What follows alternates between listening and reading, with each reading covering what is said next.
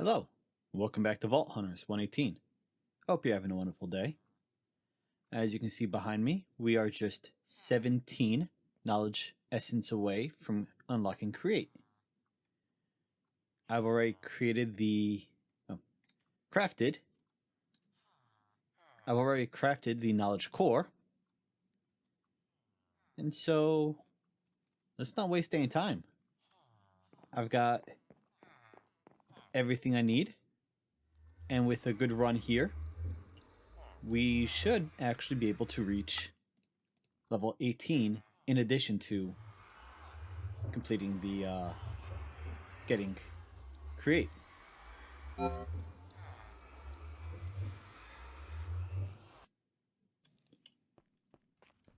Six obelisks. Yeah, we're not going to worry about that right now. I have switched over to using the unobtainium block as my marker, since we have plenty of it. And I'm taking 2 picks into the vaults from now on. One is my good pick,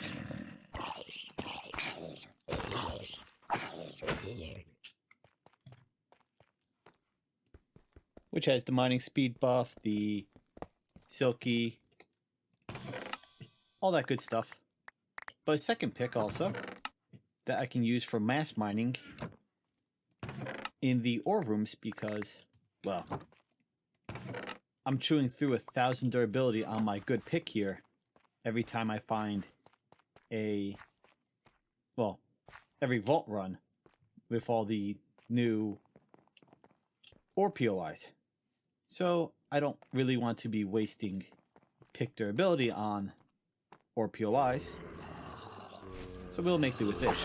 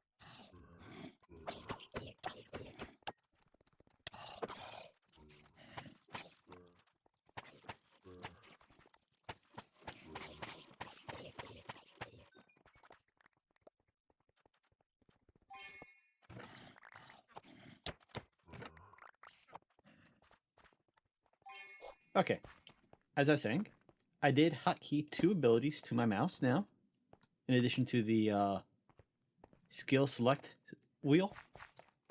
So now I can just quickly tap the heal or the dash button without having to open that window every time.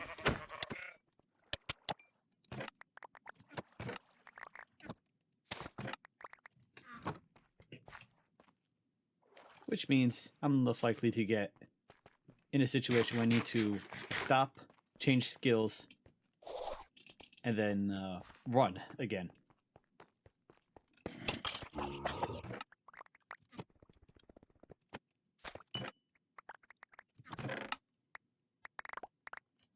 That should be enough, right? Oh, 13. I need 4 more.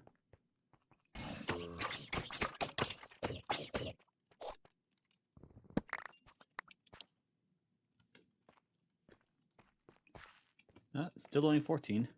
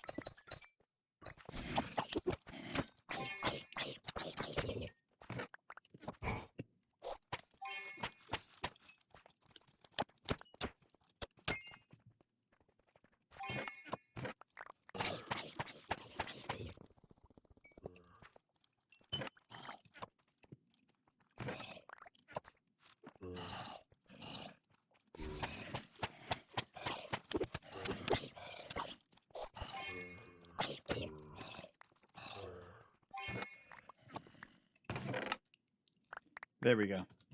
That's it, 17 we need.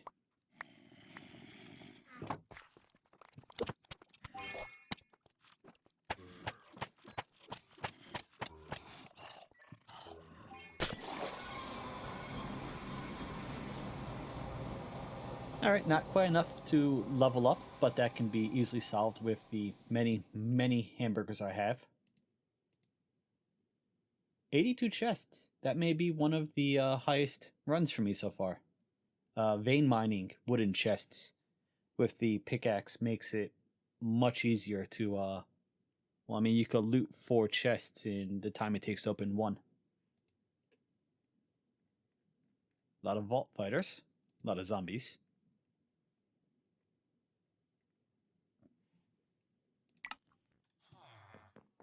All right, let's well, still gonna dump all the trash blocks. Actually, those can be clicked into there now. Pull all this out. And can be double clicked into there. Almost everything, at least.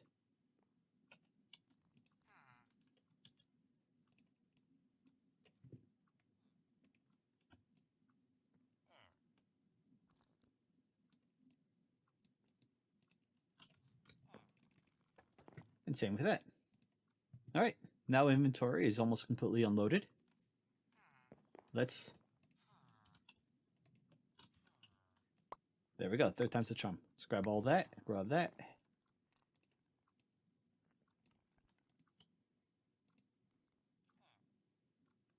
Am I really off by 1?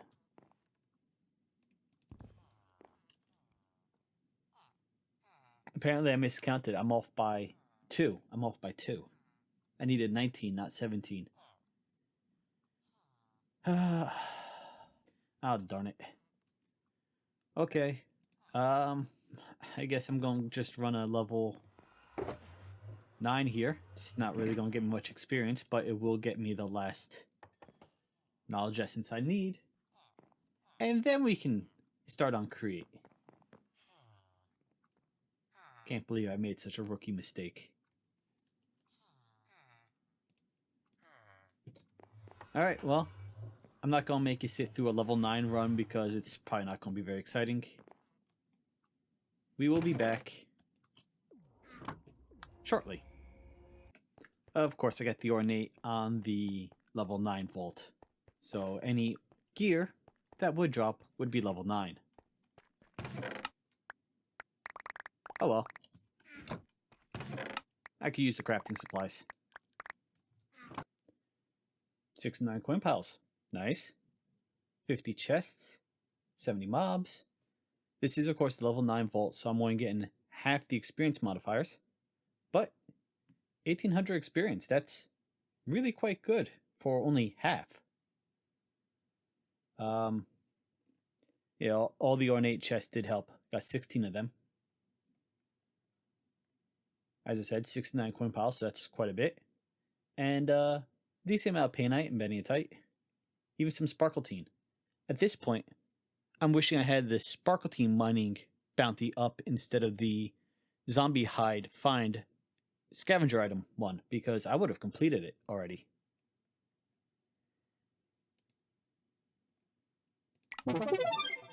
Well, now we're 18.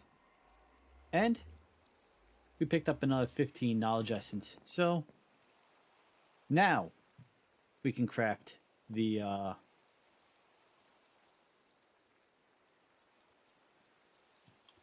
now we can craft the knowledge star. So let's just grab everything here.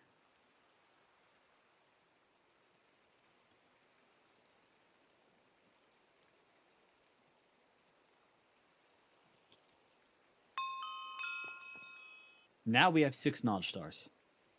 Let's grab create. We've got create.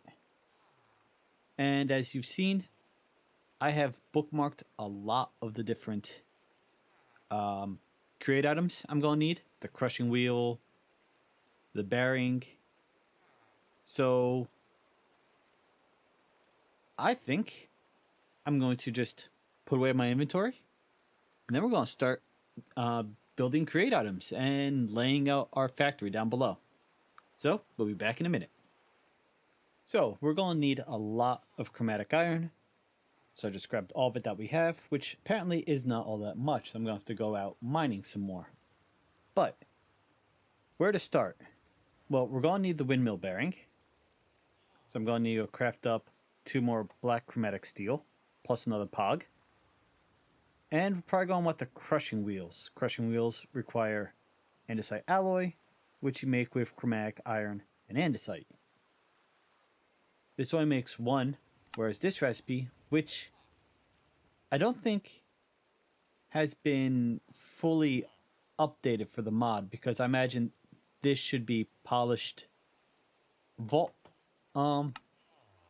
stone, and these should probably be driftwood again, but that might be an oversight. So we're going to want crushing wheel. We're going to want windmill bearing. We're going to need quite a few shafts. And I mean, we're going to want all of this eventually. But let's start with the crushing wheel and the windmill shaft. And I believe we're going to need andesite casing to connect everything. And that is a chromatic iron block with andesite. So we're going to be using, like I said, a lot of chromatic iron. Pog.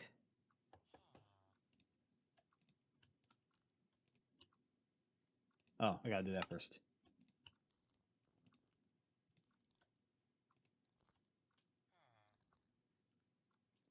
I need chromatic steel, not just chromatic iron. Oh, this is gonna be a lot, isn't it? Yep.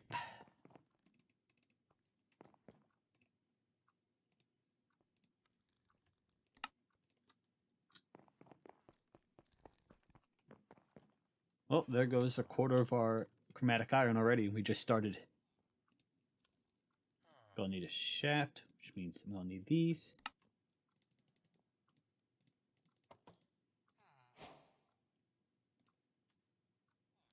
I'll need 2 more volt diamonds.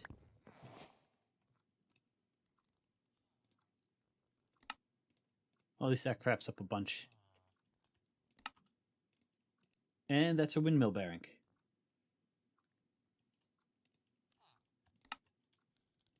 We'll need 2 of those.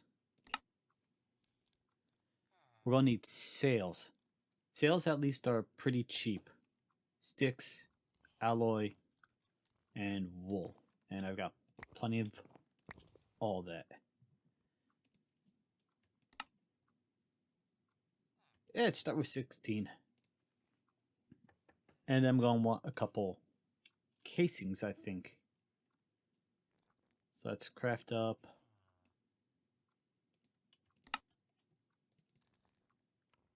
Let's start with 4.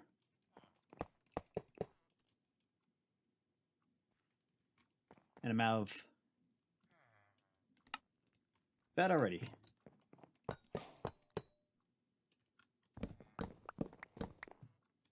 I finally completed a scavenger bounty. So we've now switched over to the Mine Sparkletine bounty. And this is the new bounty that popped up. Submit 112 chromatic iron to get 23 chromatic iron and a diamond. That's terrible. I'm not doing that. So let's re-roll that. It costs more bronze than I have there. Okay, let's re-roll that.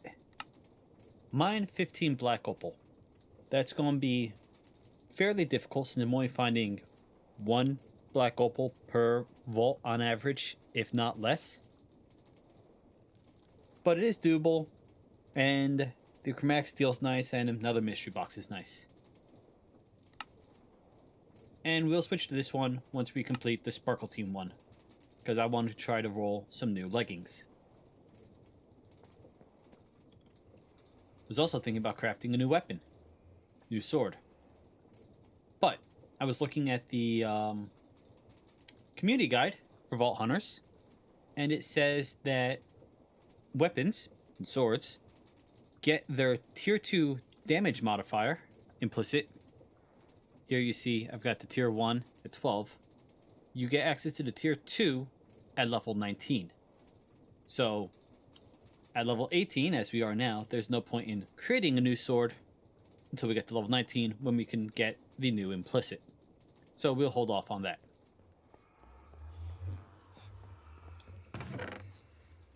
But I did just pick up, well, a scavenger completion crate and the bounty crate. So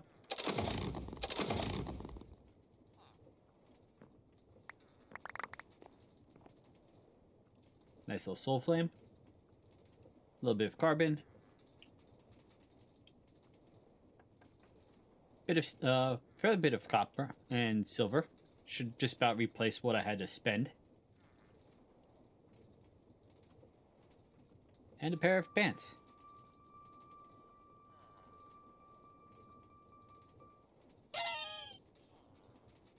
Four armor, 3 health.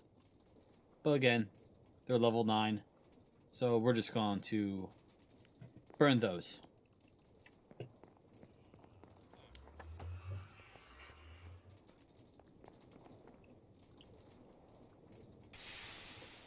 Oh, they gave me wild focus.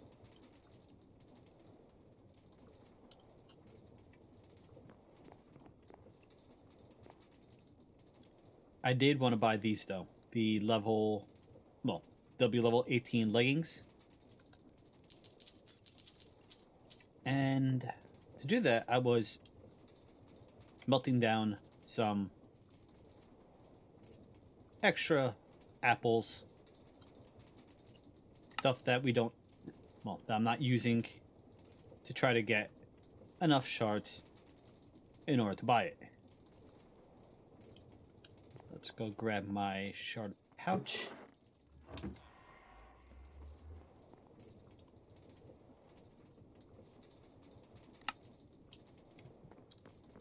Do we have enough? We do. Oh, they're epics. And oh, we had 25 left over. I thought we had the exact right amount. Let's roll these.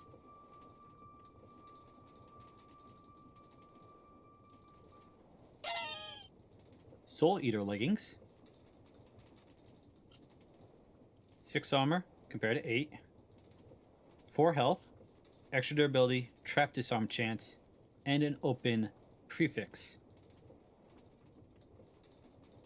The armor roll is kind of poor. So we lose 2 points of armor. Trap disarm chance is pretty good. I'm getting about 10% of my 10% of my vaults. No, 10% of my chests are trapped. So a 7% disarm chance.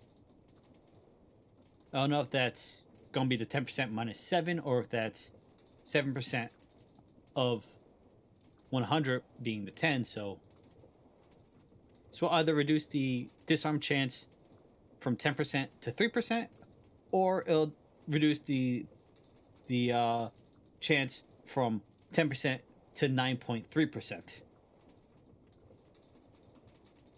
But let's see what we get. Okay, those are my new pants. 10 total armor, 4 health, some knockback resist, some durability. I lose the mana regen and the damage. But I think those are a straight up upgrade. But we're gonna hold on to these. Stick them in here for now. And I'm gonna go. Oh, those actually look pretty good with the jacket as is. I'm gonna go enchant them, and we'll be back in a bit. So, I've said before, I'm not a builder. So I never really learned to appreciate laying out your plans in wool. It makes this so much easier to follow. So, quick rundown. We've got the gray line, which is the import line.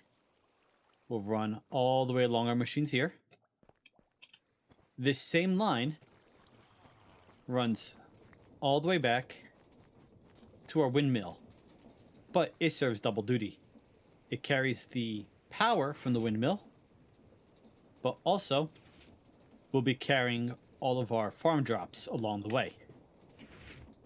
So they will come all the way down here. And I tested this. A funnel, brass funnel, will deposit into a barrel. So we can stick all of our barrels along right here for our farm products. And as they come by, the funnels will pick them up and dump them in. Now, first off, this is a chest. It's a... Oh, which one is it? It's this, the frame chest. 8 frames, which are crafted with scaffolding. And you can stick any block in it. So, I just did slate because I've got a ton of slate. I am placing all the items I need for each contraption in these chests. And so you see we have our crusher, our washer, our smelter, our haunter, and this would probably be the one, I don't know what to call it, but using this in a basin. So we'll be able to turn nuggets or ingots into ingots and then blocks. So that's going to go here. And yeah, so I'm just running back and forth, figuring out what I need in each one, setting it up. For these individuals, green is the import line, red is output. White is special. So there's going to be a chest here, or a dropper, for funnel attached, accepting in. There's going to be a chute here. These are just going to be blocks to keep the water and lava and whatnot from going everywhere. But yeah, I totally should have done this from the beginning. It makes it so much simpler. And then back here, we have the power split off from the conveyor belt into this little gear room so I could speed it up. And this will provide power to everything back here. So that's what we're at now. I'm going to continue to find the blocks I need, figuring out what goes where, and keep working. Hey there, Future Arkwolf here. I've made a lot of clips for this episode today. Most of them, though, are not worth sharing because they're just me staring at a screen for hours, messing up Create. So instead, I'm going to do a quick recap for you and hopefully teach you how Create works in the process. So, one of the first things you're going to want to do is craft a wrench. The wrench requires 4 gold plates or sheets, a large cogwheel, and a piece of driftwood. The cogwheel can either be crafted using a small cogwheel and a perfect Larimar, which is actually more expensive than the second way, which is 1 perfect Larimar, a shaft, and a driftwood. The small cogwheel itself costs a Larimar, so to make the large cogwheel from a small cogwheel costs you 5 Larimar, whereas just crafting the large cogwheel straight is only 4. After you craft, so you're going to want to craft the wrench and the engineer's goggles. The engineer's goggles use almost any glass. They cannot use the frameless glass, as I've found out. 1 golden sheet and a bit of string. To craft a golden sheet, you're going to need a mechanical press. What you do is you'll put whatever you need to turn into a sheet on a depot and spin the hand crank. The hand crank is going to be your first source of power that you're going to have in Create. By using a hand press, you can make, by using a mechanical press, you can create iron sheets, gold sheets, and brass sheets. The hand crank is very cheap. 1 andesite alloy, 1 chrome ingot, and 2 driftwood. The andesite alloy is again 1 chromatic iron ingot and 2 pieces of andesite. This is going to be, like I said, your first source of power. With the goggles on, you can now see how much stress something is taking. And so you can see that my crushing wheels here each use 1,152 stress units. So that's 2,304 combined. If the amount of stress units you are using exceeds the amount you are producing, you will stress out your system and everything will shut down. So, for example, if I add this mechanical press to my system, it overstresses it because the mechanical press here uses 1,152 total, as does that one. If I remove it, everything starts working once again. Now, early game, water wheels are probably going to be your primary power source. They are quite cheap. 2 chromatic steel, 6 driftwood, and a bucket of water. For every face of the wheel, so top, bottom, left, and right, that has water flowing over it, it produces stress units. I have not tested, but if I put a water source back there with a bubble vader, it may produce even more stress units, but for now I only have top, left, and bottom. This is producing a total of 256. I'm using this setup to power my drills. If I throw this switch here, they start mining, and they will drop down thanks to the inclusion of this rope pulley. This gear shift allows it to reverse, so power on, it digs down, power up, it comes back.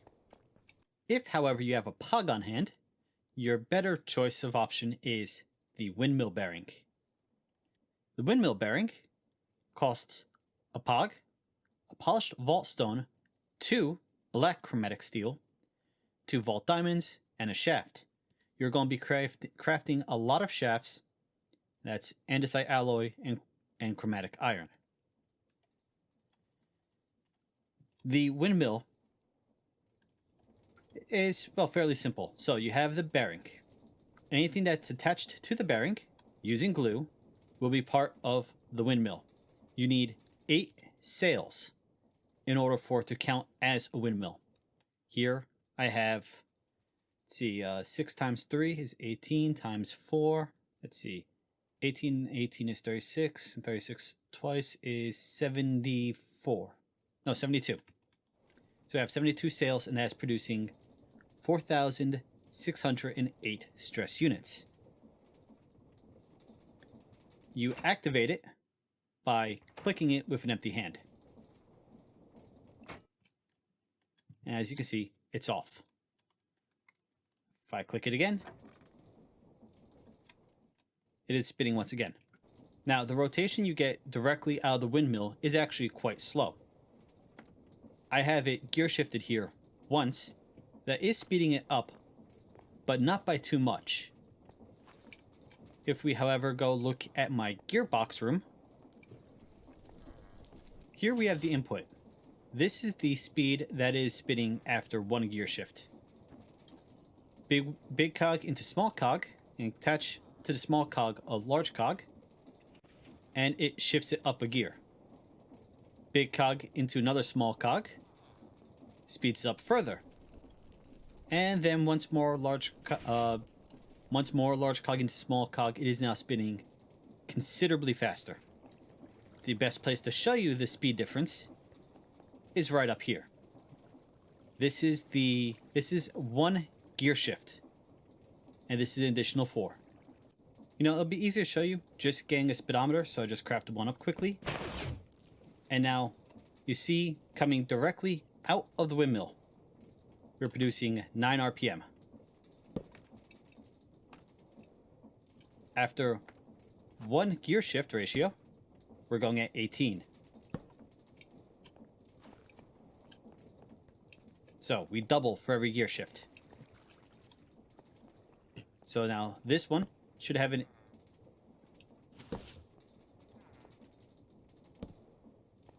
Alright, we can't see it there.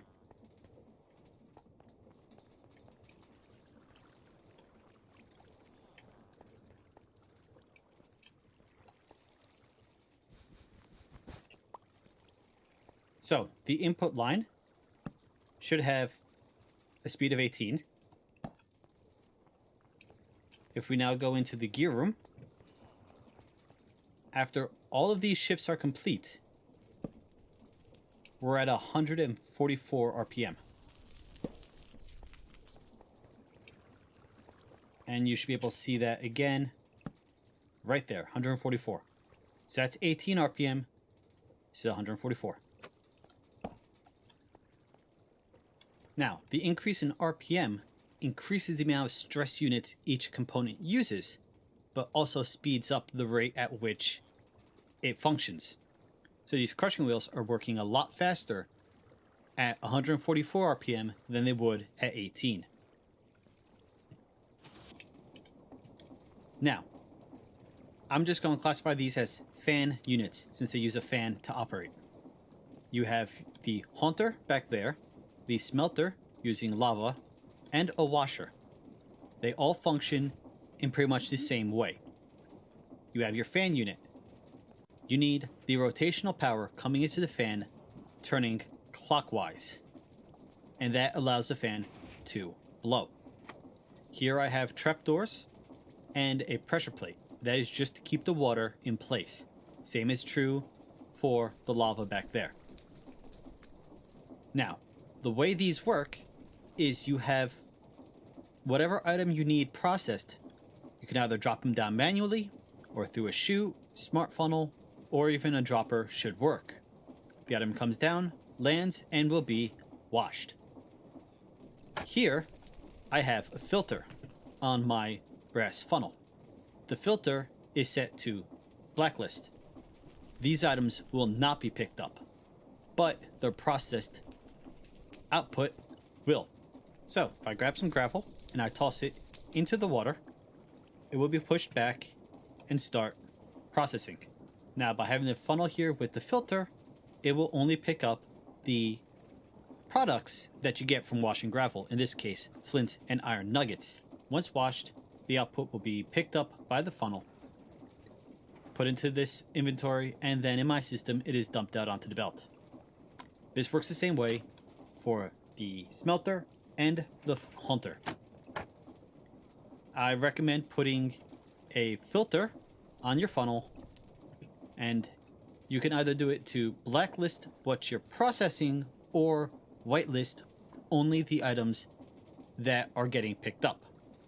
So I have this blacklisted to not allow it to pick up gravel. If I wanted to do in reverse, I would whitelist it to pick up iron, nuggets, and flint. The last system worth noting for now is the mixer. You need a blaze burner. To get a blaze burner, you need a empty blaze burner, crafted with a polished vault stone, 4 iron plates or sheets, and 4 chromatic steel. You then need to go to a blaze or a blaze spawner and right click it. That will put the blaze in the burner.